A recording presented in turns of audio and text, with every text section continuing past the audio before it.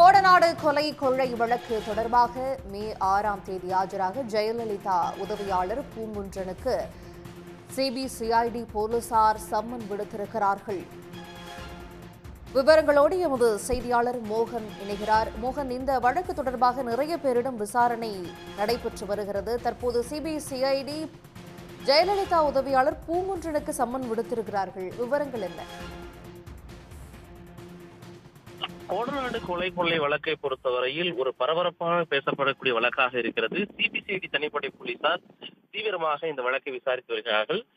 குறிப்பாக கடந்த சில ஆண்டுகளுக்கு முன்பாக நீலகிரி மாவட்டம் கோடநாடு ஜெயலலிதா அவர்களுக்கு சொந்தமான இந்த எஸ்டேட்டில் நடந்த இந்த கொலை கொள்ளை சம்பவத்தை பொறுத்த வரைக்கும் காவல்துறையினர் சிபிசிஐடிக்கு மாற்ற பிறகு அந்த வழக்கு விசாரணை தீவிரமாக நடைபெற்று வருகிறது. அதன் கோணம் என்பது கூட ஒரு ஒரு தீவிரமான வளையத்திற்குள் வந்திருக்கிறது தான் சொல்ல வேண்டும்.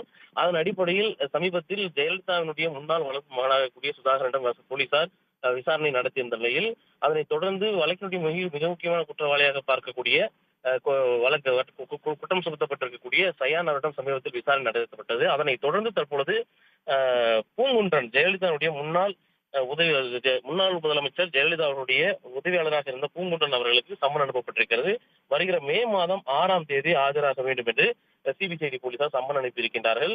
இந்த கொடநாடு கொலை கொள்ளை வழக்கை பொறுத்தவரையில் கிட்டத்தட்ட 250க்கும் மேற்பட்டவரிடம் போலீசார் விசாரணை மேற்கொண்டிருக்கும் நிலையில் விசாரணை என்பது முக்கியமான வட்டத்திற்குள் தற்பொழுது மீண்டும் வந்திருக்கிறது. ஏற்கனவே சயான் உள்ளிட்டோரிடம் விசாரணை நடத்தப்பட்டிருந்தாலும் கூட இரண்டாவது முறையாக அவர்கள் மீண்டும் அழைக்கப்பட்டு அதற்குற இடைப்பட்ட காலத்தில் விசாரிக்கப்பட்ட விசாரணை கிடைக்கப்பட்ட தகவலின் அடிப்படையில் அது குறித்தான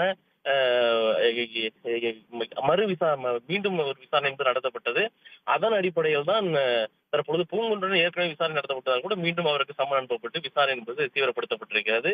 இதனைத் தொடர்ந்து இந்த வழக்கில் தொடர்புடையதாகவோ அல்லது வழக்கில் விடயங்கள் தெரிந்ததாக கருதப்படக்கூடிய முக்கிய நபர்களுக்கு அடுத்தடுத்து சம்மன் வழங்கப்படும் என்று தகவல்கள் தெரிவித்திருக்கின்றன.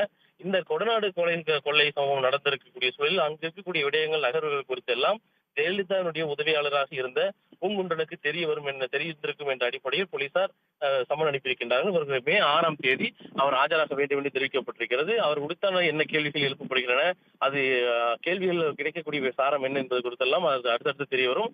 தற்பொழுது இந்த வழக்கிற்கு விசாரணை என்பது தீவிர வட்டத்திற்குள் நுழைந்திருப்பது மட்டும் நமக்கு தெரிய வருகிறது. விவரங்களுக்கு நன்றி மோகன்.